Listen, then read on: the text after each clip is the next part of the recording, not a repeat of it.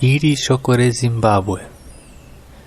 Ishe mwari vari kukutsa kuti ucheke ukama wese weje matongeruo enyika neurumende ne United States ne kugurumizda. Mwari vanonda kuti uzive kuti United States iri kuyedza ne vanhu vako kuburikitsa ne mishonga iyi. Zimbabwe inzoi mwari wa Israel, mwari wedenga ne pasi, anoda kukuchengetedza kubva kuwipi we United States kuitira kuti iwe ne vanhu vako muchengeteke kubva mukukuwadza.